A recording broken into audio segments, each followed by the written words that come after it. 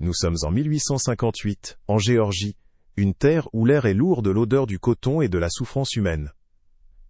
Le domaine d'Oakwood Manor S étant à perte de vue, ses champs blancs contrastant brutalement avec le ciel bleu et la vie sombre de ceux qui y travaillent. C'est une époque de tension extrême aux États-Unis, un pays sur le point de se déchirer. Dans le nord, des voix élèvent pour abolir l'esclavage, tandis que dans le sud, des hommes comme le maître d'Oakwood s'accrochent à leurs privilèges avec une férocité désespérée. Les lois sont d'une cruauté implacable, conçues pour maintenir l'ordre établi. La plus stricte de toutes est celle qui interdit l'éducation des esclaves. Apprendre à un homme noir à lire ou à écrire n'est pas seulement un crime, c'est considéré comme une trahison, une menace directe à tenir édifice social tout entier. Dans ce monde, le savoir est une arme dangereuse, et le silence est la seule armure disponible pour survivre. Le maître de ce petit royaume de misère est le colonel Philippe de Beaumont. À 60 ans, il est l'incarnation de l'aristocratie sudiste. Un homme au port droit, au regard glacial, et au cœur desséché par l'orgueil. Il règne sur Oakwood Manor, non pas comme un gestionnaire, mais comme un dieu cruel et capricieux. Pour lui, les esclaves ne sont pas des êtres humains, mais des biens, des outils, des pions sur ailes, échiquiers de sa vanité. Il se délecte de son pouvoir absolu, trouvant un plaisir pervers à rappeler à chacun sa place. Ses journées sont rythmées par l'inspection des champs depuis sa véranda, un verre de bourbon à la main, et par l'humiliation publique de ceux qui ont le malheur de croiser son chemin au mauvais moment. Sa seule et unique motivation est la préservation de son statut, et la démonstration constante de sa supériorité. Il est un homme qui a bâti sa fortune sur le dos des autres et qui ne connaît ni la pitié, ni le remords. Un soir d'automne, lors d'une réception somptueuse organisée pour ses riches voisins, le colonel de Beaumont décide de s'offrir un divertissement particulièrement cruel. Emporté par le vin et son arrogance sans borne, il saisit un morceau de parchemin et une plume. Sous les regards amusés de ses invités, il rédige un faux testament en quelques lignes. Puis, se levant avec une théâtralité calculée, il jette le document sur une table au centre du salon. Sa voix résonne, forte et méprisante. Quiconque lira ce document à voix haute héritera du manoir d'Oakwood et de toutes mes terres. Un rire gras et complice éclate dans la pièce. L'idée même qu'un de ses esclaves, qu'il considère à peine plus intelligent que du bétail, puisse déchiffrer ne serait-ce qu'une seule lettre, est la meilleure plaisanterie qu'ils aient entendue. C'est une affirmation parfaite de leur monde, une moquerie qui renforce leur certitude être une race supérieure, destinée à commander. Si le début de cette histoire vous a captivé, et que vous voulez savoir ce qui va se passer, c'est le moment idéal pour nous soutenir. Abonnez-vous à la chaîne, aimez cette vidéo et laissez un commentaire pour nous dire ce que vous pensez de la cruauté du colonel de Beaumont. Parmi les ombres qui glissaient silencieusement entre les invités ce soir-là, se trouvait Samuel. À 25 ans, il était un esclave de maison, un fantôme au service des vivants. Son visage était un masque de soumission parfaite, ses yeux toujours baissés, ses mouvements fluides et discrets, pour ne jamais attirer l'attention. Mais derrière cette façade se cachait un esprit vif et une intelligence, que personne au manoir d'Oakwood ne pouvait soupçonner. Chaque conversation qu'il surprenait, chaque livre qu'il apercevait dans la bibliothèque du maître, chaque mot prononcé avec arrogance par les propriétaires terriens, tout était enregistré et analysé dans le secret de ses pensées.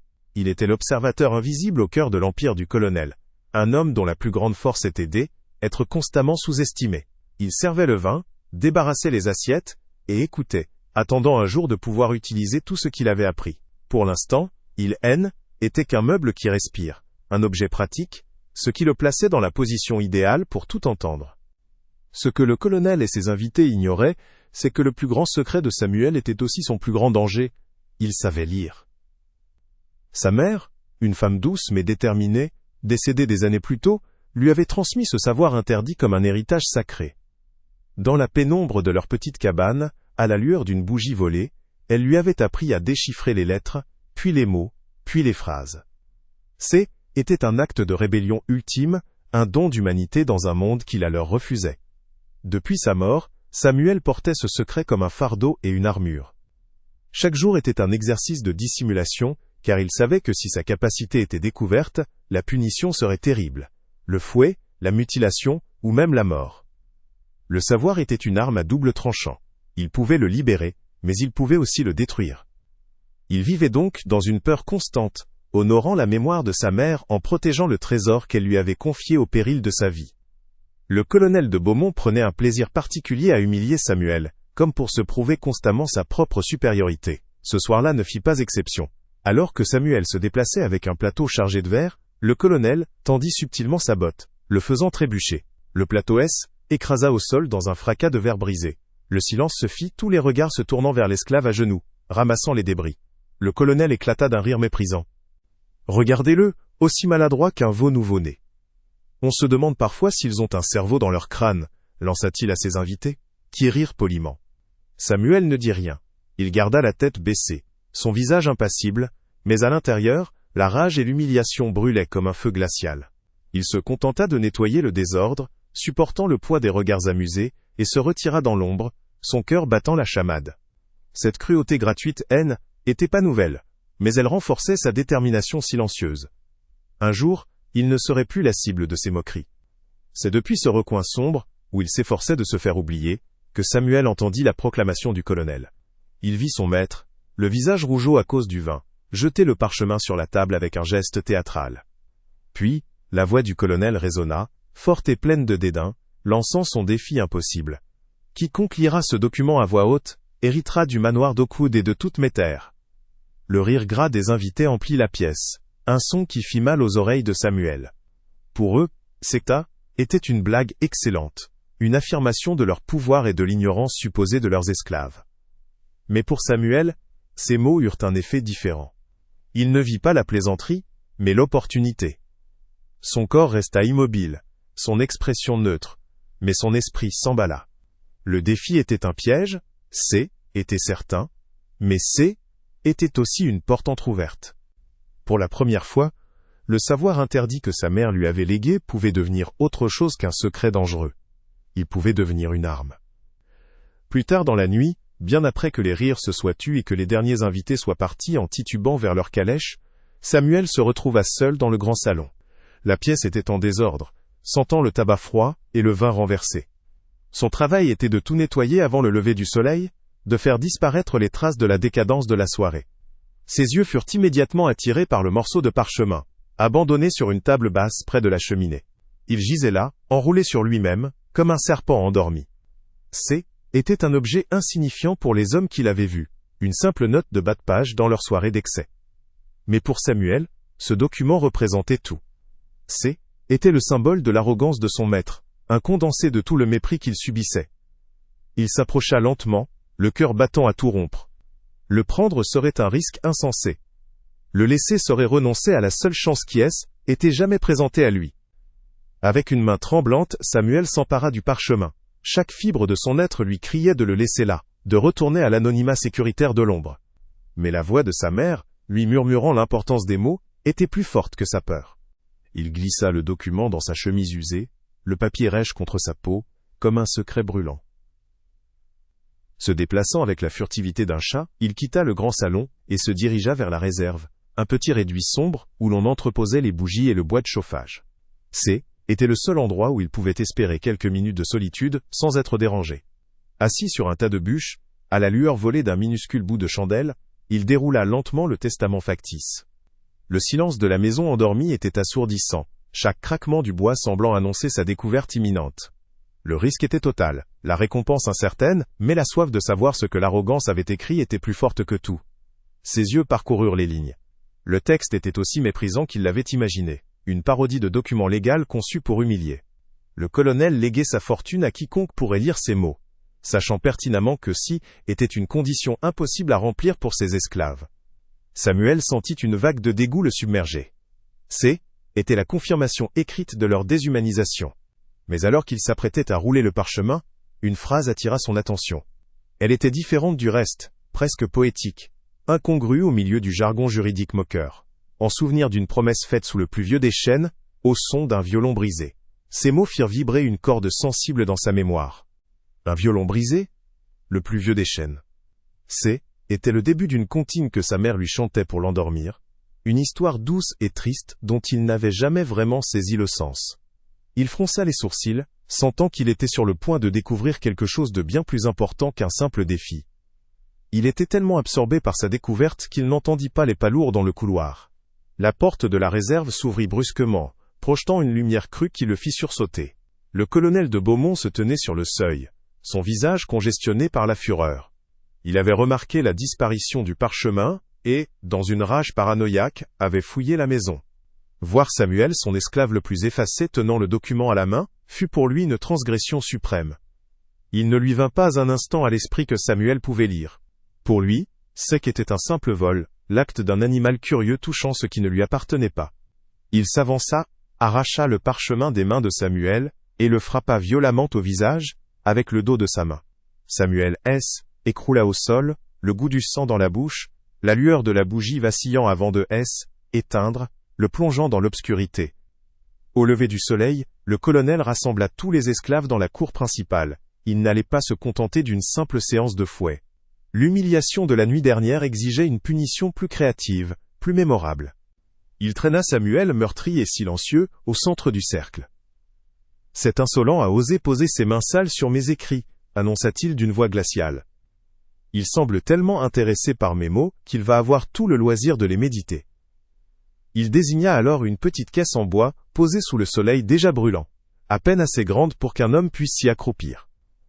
Était la boîte à sueur, un instrument de torture rarement utilisé, réservé aux fautes les plus graves. Un murmure d'horreur parcourut les rangs des esclaves. Était une condamnation à une mort lente et atroce, par la chaleur et la suffocation. Le colonel souriait, savourant déjà son spectacle. Puis, il énonça les conditions de sa cruelle expérience. « Tu sortiras de cette boîte quand tu seras capable de me réciter mot pour mot le contenu de ce document, » déclara-t-il en brandissant le parchemin. Un ricanement parcourut le groupe de surveillants blancs qui assistaient à la scène. La blague était parfaite. Il condamnait un esclave, qu'il croyait illettré, à mémoriser un texte complexe pour gagner sa survie. Était une sentence sans espoir, une façon de démontrer l'inutilité de toute forme de rébellion. Samuel ne dit rien. Son visage était un masque de pierre. Il comprenait le piège.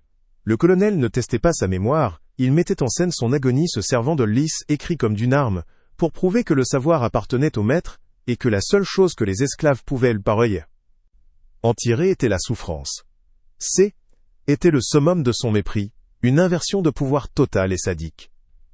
2 surveillants saisirent Samuel, et le jetèrent brutalement dans la caisse exiguë. Le bois rapa sa peau, et ses genoux heurtèrent le fond avec force. Avant que le couvercle ne se referme, son dernier regard croisa celui d'Hélène, la vieille cuisinière, dont les yeux étaient remplis d'une terreur muette. Puis, l'obscurité totale se fit, et le lourd loquet retentit, le scellant dans son tombeau de bois. La chaleur monta presque instantanément, suffocante, transformant l'air en un poison brûlant. La panique tenta de s'emparer de lui, mais il la repoussa. Il était seul, dans le noir, avec la douleur de ses blessures et la certitude d'une mort imminente. Pour le colonel et tous les témoins, l'affaire était entendue. Samuel était entré dans sa phase la plus faible, brisé, sans aucune échappatoire possible. Hélène était plus qu'un homme attendant que le soleil de Géorgie le consume. Dans l'aile, étouffante prison de bois, les heures écoulèrent comme une torture sans fin.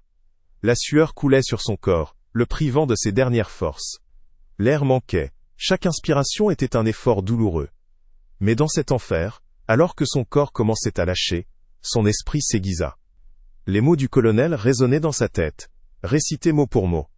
Le châtiment conçu pour le détruire devint son unique point de focalisation. Et puis, la phrase étrange du parchemin revint, se mêlant aux souvenirs de sa mère.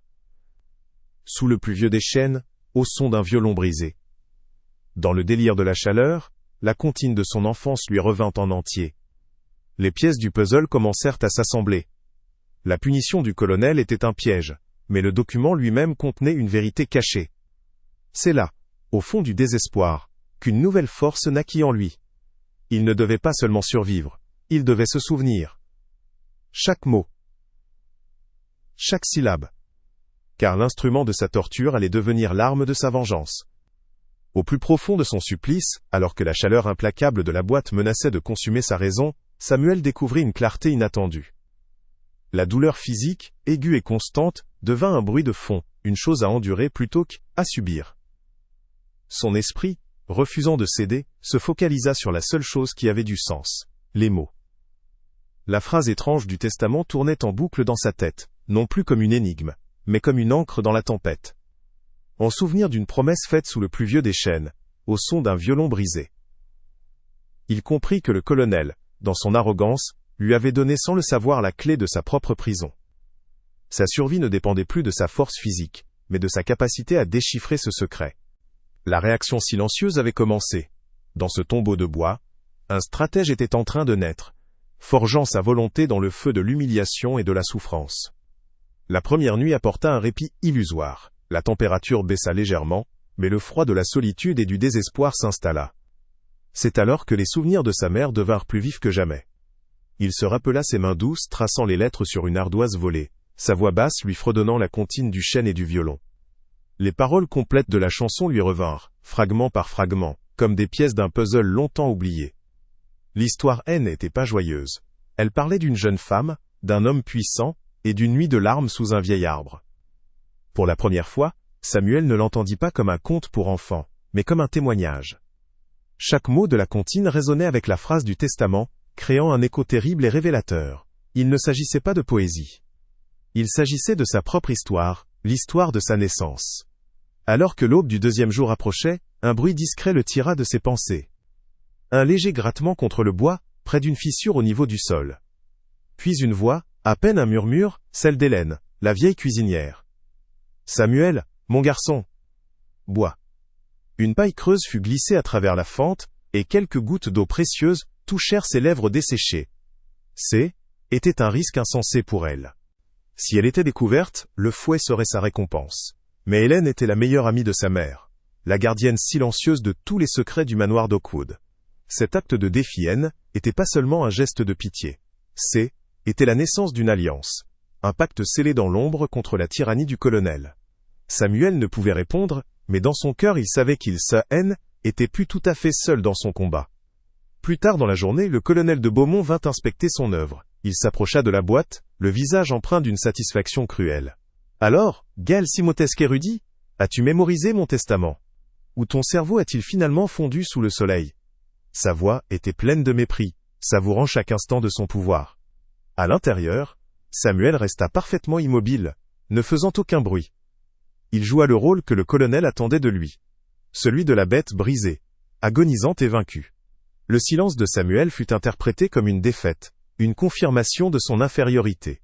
Le colonel repartit en ricanant, complètement ignorant que, de l'autre côté de cette fine paroi de bois, son esclave était en train d'affûter l'arme qui allait le détruire. La patience de Samuel était devenue une armure, son silence un bouclier. La nuit suivante, Hélène revint. Cette fois, en plus de l'eau, elle apporta des mots. Sa voix était pressée, un chuchotement urgent chargé de décennies de chagrin et de colère contenue. La comptine. C'est la vérité? Ta mère me l'a tout raconté, cette nuit-là. Le violon brisé n'est pas qu'une parole en l'air. Était sa broche, la seule belle chose qu'elle possédait. Il l'a cassée quand Elle n'eut pas besoin de finir la phrase. Samuel comprit tout. La preuve existait. Je l'ai gardée, Samuel. Je l'ai gardée toutes ces années, cachée. Pour toi. La révélation frappa Samuel avec la force d'un coup de foudre. Il avait désormais plus qu'une histoire. Il avait un objet, un témoin silencieux, qui pouvait transformer une accusation murmurée en une vérité éclatante. L'alliance secrète venait de lui fournir son arme la plus puissante. Dans l'obscurité suffocante, la vérité illumina l'esprit de Samuel. Le testament était pas seulement une blague cruelle ou un test impossible. Était une faille dans l'armure du colonel. Un acte manqué, une bribe de mémoire que son subconscient avait laissé échapper, persuadé que personne ne pourrait jamais la déchiffrer. L'orgueil de son maître était si immense, qu'il avait involontairement signé sa propre confession sur un morceau de parchemin. La rage de Samuel se transforma en une détermination froide et tranchante. Il ne s'agissait plus seulement de survivre ou de échapper. Il s'agissait de réclamer son nom, de venger sa mère, et d'exposer la pourriture qui se cachait derrière la façade respectable du manoir d'Oakwood. Son plan commença à prendre forme, non pas comme un acte de violence, mais comme une pièce de théâtre dont il serait le metteur en scène, et le colonel, l'acteur principal de sa propre chute. Le troisième jour fut le plus dur. Son corps était à bout de force, la déshydratation le plongeant dans des états de semi-conscience. Mais son esprit était plus aiguisé que jamais. Il passait chaque minute éveillé à répéter le texte du testament, s'assurant de connaître chaque mot, chaque virgule, chaque tournure de phrase, avec une précision absolue. Il ne devait y avoir aucune erreur. Puis, il répétait sa propre partie de l'histoire, celle de la comptine, celle de la broche brisée. Il organisait ses pensées, choisissait ses mots, préparant la confrontation à venir comme un avocat préparant son plaidoyer final. Il ne se battait plus contre la chaleur ou la soif, mais contre le temps. Il devait sortir de cette boîte non pas comme une victime suppliante, mais comme un accusateur prêt à rendre son verdict. La transformation était complète. Hélène, de son côté, avait activé son propre réseau silencieux. Elle ne pouvait pas agir seule indéfiniment. Un mot glissé à un valet de pied, un regard entendu avec une servante, et bientôt, une petite conspiration prit vie dans les coulisses de la grande maison. Un jeune garçon fut chargé de créer une diversion à l'autre bout de la plantation pour attirer l'attention du surveillant principal. Une autre servante renversa, accidentellement, un seau d'eau près de la véranda, obligeant le colonel à rentrer pour ne pas salir ses bottes. Ces petits actes de sabotage, invisibles et sans conséquence apparente, offraient à Hélène de précieuses secondes pour aider Samuel. Était la rébellion des invisibles, une armée d'ombres se déplaçant en silence pour soutenir celui qui osait défier le maître. Il ne savait pas exactement ce que Samuel préparait, mais il sentait que quelque chose d'important était sur le point de se produire. Au crépuscule du 3e jour, Samuel sentit que le moment était venu. Il avait rassemblé toutes les pièces du puzzle. Les mots du testament, l'histoire de la comptine, la confirmation d'Hélène et l'existence de la broche. Il était physiquement épuisé, au bord de l'effondrement, mais sa résolution était de fer. Il ne pouvait pas attendre un jour de plus. Avec le peu de force qui lui restait, il frappa doucement contre la paroi intérieure de la boîte. 1, 2, 3 coups faibles mais distincts. Était le signal. Ce N était pas un appel à l'aide, mais une convocation. Il était prêt à affronter le colonel, non pas sur le terrain de la force brute, mais sur celui de la vérité. Il allait accepter le défi, et transformer le spectacle de son humiliation en celui de la déchéance de son tortionnaire. Le silence était terminé. La tempête était sur le point d'éclater. Le faible bruit des coups de Samuel contre le bois parvint aux oreilles d'un surveillant. L'homme, agacé par cette interruption de sa torpeur, alla prévenir le colonel. Pour lui, Sihiri était le son attendu de la capitulation, le gémissement d'un animal brisé, qui suppliait qu'on mette fin à son supplice. Le colonel de Beaumont accueillit la nouvelle avec un sourire suffisant. Son expérience avait été un succès total. Il ordonna que Samuel reste dans la boîte jusqu'au lendemain matin. Il voulait que sa victoire soit publique, un spectacle mémorable pour ses pairs. Il décida sur le champ d'inviter ses voisins les plus importants pour assister à la leçon finale. Il voulait qu'ils voient de leurs propres yeux ce qu'il advenait de toute tentative de défiance. L'humiliation de Samuel ne serait pas complète sans un public pour l'applaudir, renforçant ainsi sa propre stature de maître absolu, craint et respecté. Il savourait déjà la scène, imaginant le corps brisé de l'esclave rampant à ses pieds. Hélène, qui se tenait non loin de là dans l'ombre de la cuisine, entendit également le signal. Mais contrairement aux surveillants, elle en comprit la véritable signification. Ce N était pas un appel à l'aide, mais un appel aux armes. Le moment qu'elle attendait depuis plus de 20 ans était enfin arrivé. La peur lui serra le cœur, mais la détermination la submergea aussitôt. Tandis que la plantation s'endormait, elle se glissa hors de sa cabane et se dirigea vers le vieux quartier des esclaves, aujourd'hui abandonné. Sous une pierre descellée du foyer de l'ancienne cabane de la mère de Samuel, elle sortit un petit paquet de tissu jauni par le temps. Avec des mains tremblantes, elle le déballa. À l'intérieur reposait une petite broche en argent, en forme de violon, dont le manche était nettement brisé. Était la preuve tangible de la violence du colonel, le témoin muet d'un crime odieux. Elle le serra contre sa poitrine, sentant le poids de la promesse faite à son amie mourante. Le lendemain matin, le colonel envoya des messagers pour convier ses voisins. Les invitations, écrites de sa main élégante, promettaient un divertissement aussi instructif qu'amusant. Il y décrivait l'expérience comme une démonstration de la psychologie de l'esclave et de la nécessité d'une discipline de fer pour maintenir l'ordre naturel des choses. Il se présentait non pas comme un tyran, mais comme un scientifique de l'Yale, âme humaine, un gardien de la civilisation. Ses invités, curieux et avides de toute forme de distraction cruelle, acceptèrent avec empressement. Pour eux, ceci était une occasion de plus de se conforter dans leur supériorité et de partager un moment de camaraderie masculine autour de la souffrance d'un autre. Ils ignoraient totalement qu'ils n'étaient pas invités à assister à une punition, mais à devenir les jurés involontaires d'un procès qui allait ébranler les fondations de leur monde. À l'heure convenue, 2 surveillants ouvrirent la boîte à sueur. Ils en tirèrent le corps de Samuel sans ménagement et le jetèrent sur la terre battue de la cour. Il était une vision d'horreur. Amaigri, couvert de plaies causées par le frottement contre le bois et les insectes, ses yeux enfoncés dans leurs orbites, il semblait à peine conscient, son corps secoué de tremblements incontrôlables. Il ne fit aucune résistance, ne prononça aucun mot. Il jouait son rôle à la perfection. Le colonel, qui observait la scène depuis sa véranda, un verre à la main, laissa échapper un rire satisfait. La créature pitoyable qui gisait à ses pieds était la preuve vivante de son pouvoir. Il avait brisé non seulement le corps, mais aussi l'esprit de l'esclave. Il fit un geste magnanime, ordonnant qu'on donne à Samuel un peu d'eau et un morceau de pain rassis.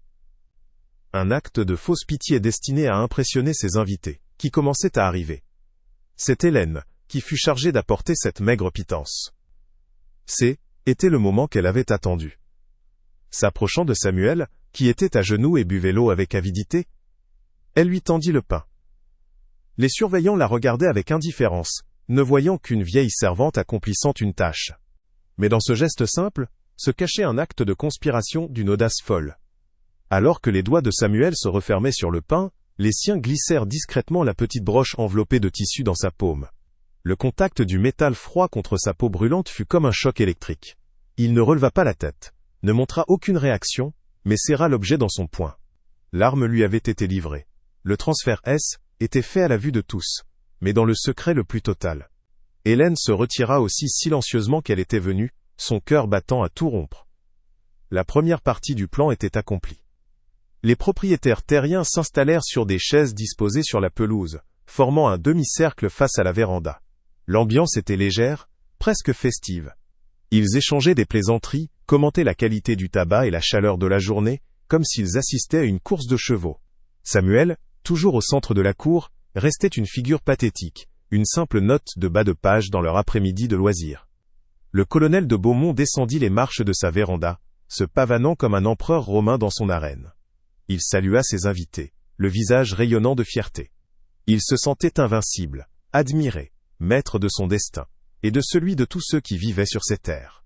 Il était l'incarnation de l'aristocratie sudiste, confiant dans son droit divin de commander.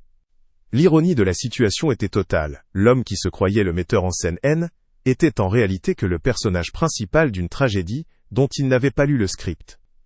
Se plaçant devant Samuel, le colonel brandit le faux testament avec un geste théâtral. Le silence se fit parmi les invités qui attendaient le début du spectacle. « Mes amis, » commença le colonel d'une voix forte et claire, pour que tous puissent entendre. « Vous vous souvenez de mon défi ? Ce misérable a cru pouvoir s'emparer de ce qui ne lui appartenait pas. Après 3 jours de réflexion sous le soleil de Géorgie, nous allons voir s'il a enfin compris sa place. » Il se tourna vers Samuel, son regard brillant d'un mépris glacial. « Alors, esclave, es-tu prêt à réciter mes paroles ? Ou as-tu besoin d'une autre leçon ?» Samuel ne répondit pas tout de suite. Il prit une profonde inspiration, sentant le petit objet dur dans sa main. Lentement, avec une difficulté feinte, il se mit debout. Le colonel souriait, certain que l'esclave allait s'effondrer en excuses. Il ne pouvait pas imaginer que le jeu venait de changer de règle. La voix de Samuel éleva, non pas comme le gémissement d'un homme brisé, mais avec une clarté et une force qui surprirent tout le monde, à commencer par le colonel lui-même. Debout, malgré son corps endolori, il fixa son maître droit dans les yeux, un acte d'une insolence inimaginable. Un murmure parcourut l'assemblée des propriétaires terriens. Ils s'attendaient à des supplications, à des excuses, peut-être à une crise de folie provoquée par le soleil. Au lieu de cela, ils voyaient un homme qui, bien que physiquement détruit, semblait posséder une dignité nouvelle et terrifiante. Le sourire suffisant du colonel de Beaumont commença à se crisper. Il n'avait pas prévu cela. Samuel prit une profonde inspiration, sentant le petit objet métallique dans sa main lui donner du courage. Puis il commença à parler. Il ne récita pas. Il déclama. Il commença par le début du Faux Testament, sa voix portant clairement dans le silence soudain de la cour, chaque syllabe étant une pierre jetée à la face du pouvoir de son maître. Chaque mot était prononcé avec une précision impeccable, chaque phrase déroulée avec une aisance qui démentait des années de servitude supposée et 3 jours de torture. Étonnement initial des invités se mua en une fascination stupéfaite. Un esclave qui lisait, et qui lisait si bien, était une chose qu'ils n'avaient jamais vue, une anomalie qui remettait en question l'ordre même de leur monde. Le visage du colonel de Beaumont passa de l'incrédulité à une fureur blanche et contenue. Sa plaisanterie, son petit spectacle de pouvoir, était en train de se retourner contre lui de la manière la plus humiliante qui soit. Il ne pouvait pas l'arrêter, sans admettre que l'esclave avait réussi son défi. Il était piégé, contraint de écouter sa propre arrogance récitée par la bouche de l'homme qu'il avait tenté de briser. Les murmures entre les invités cessèrent, remplacés par une attention intense. La blague était terminée. Un drame bien plus sérieux était en train de se jouer sous leurs yeux, et le maître de maison n'en était plus le metteur en scène. Samuel termina la lecture des clauses principales du document, sa voix ne faiblissant pas un seul instant. Un silence lourd s'installa, encore plus pesant que le précédent. Il avait rempli les conditions. Techniquement, il avait gagné.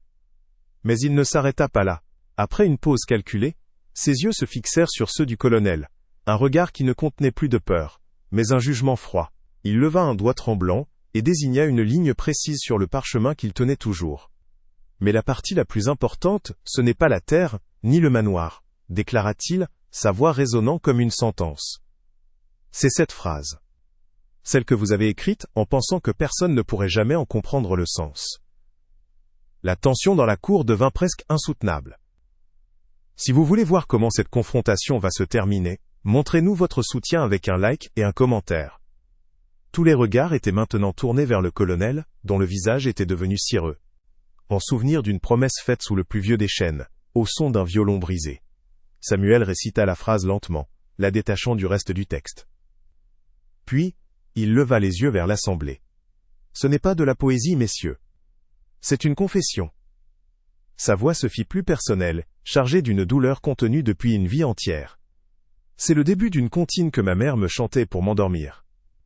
Une chanson qui racontait l'histoire d'une jeune esclave, une nuit d'orage, et d'une promesse qui, était rien d'autre qu'une violence brutale.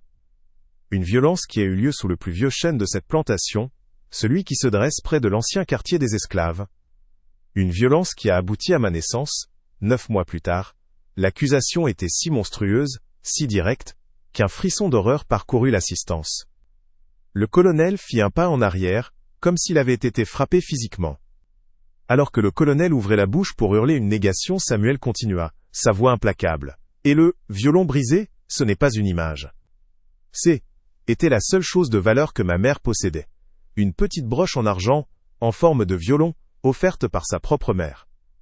Elle s'est brisée cette nuit-là quand elle a lutté. À cet instant précis, comme si elle attendait ce signal, une silhouette se détacha du groupe des esclaves silencieux. Était Hélène, la vieille cuisinière. Ignorant les regards choqués des surveillants, elle traversa la cour d'un pas lent, mais déterminé. Elle ne regarda personne d'autre que Samuel. Elle s'approcha de lui, le visage grave, portant en elle le poids de décennies de silence. Elle représentait la mémoire vivante de la plantation, la gardienne des vérités que les maîtres s'efforçaient d'enterrer. Son avancée était un acte de rébellion silencieux, plus puissant que n'importe quel cri de révolte. Hélène arriva devant Samuel et, sans un mot, ouvrit sa main ridée. Dans sa paume reposait un objet terni par le temps. Elle le plaça délicatement dans la main que Samuel lui tendait. Était la broche, une petite forme de violon en argent, dont le manche était clairement cassé. Samuel la leva bien haut, la présentant à la vue de tous, la petite relique brisée brillant tristement sous le soleil de Géorgie. La preuve était là, tangible, irréfutable, transformant son histoire en une vérité éclatante. Puis, il se tourna vers l'homme qui l'avait engendré et torturé, l'homme dont le monde s'effondrait sous ses yeux. Sa voix, maintenant débarrassée de toute trace de servitude, tonna dans la cour. « Je ne suis pas seulement un esclave qui sait lire, colonel de Beaumont. Je suis votre fils. Et je suis venu réclamer ce qui m'appartient par le sang. » Un silence de mort s'abattit sur la cour. Il était si total, si profond, qu'on aurait pu entendre une feuille de coton tomber sur le sol. Les invités, figés sur leurs chaises, regardaient la scène, leur visage un mélange de choc, de dégoût et d'une fascination morbide. Leur regard passait de la broche brisée dans la main de Samuel au visage décomposé du colonel. Ils virent la vérité non pas dans les paroles de l'esclave, mais dans la panique et la culpabilité qui se lisaient dans les yeux de leur hôte. L'humiliation du colonel était absolue, publique et irréversible. Son autorité, bâtie sur une image de supériorité raciale et morale, venait de voler en éclats. Il était plus le maître respecté, mais un agresseur, un hypocrite, un homme dont le plus grand secret venait d'être exposé par le fruit de son propre crime. Devant toute élite de la Géorgie, il venait de tout perdre. le colonel de Beaumont ne fut jamais traduit en justice. Les lois de la Géorgie étaient conçues pour protéger des hommes comme lui, pas pour les condamner. Pourtant, sa punition fut bien plus cruelle qu'une simple sentence prononcée par un tribunal. Le scandale, murmuré d'abord puis proclamé à voix haute, se répandit comme un poison dans toute la région. Ses voisins, autrefois ses plus grands admirateurs, détournaient désormais le regard lorsqu'ils le croisaient. Les invitations se tarirent, les portes des salons se fermèrent. Son autorité, autrefois absolue, était évaporée en un après-midi. Isolé dans son grand manoir, il devint un fantôme hanté par le visage de la femme qu'il avait violentée, et le fils qu'il avait torturé. Il était plus le maître respecté d'Oakwood Manor, mais le prisonnier solitaire de sa propre honte, condamné à vivre et à mourir avec le souvenir de son humiliation publique, une déchéance bien plus lente et douloureuse que n'importe quelle exécution. Samuel, de son côté, comprit immédiatement que la loi ne lui accorderait jamais la propriété d'Oakwood Manor. Il ne chercha même pas à réclamer les terres. Il détenait une arme bien plus puissante que n'importe quel titre de propriété, le pouvoir moral sur l'homme qui l'avait détruit. Quelques jours après la confrontation, il se présenta, seul, dans le bureau du colonel. L'homme qui se tenait devant lui était plus le tyran arrogant, mais une épave tremblante. Samuel ne demanda ni argent, ni terre. Il exigea une seule chose. Des papiers d'affranchissement en bonne et due forme pour lui-même et pour Hélène. Pour le colonel, signer ces documents était l'acte final de sa capitulation. Était sa façon d'acheter le silence, d'effacer les preuves vivantes de son crime. En apposant sa signature sur le papier, il ne libérait pas seulement 2 esclaves. Il signait l'acte de sa propre défaite.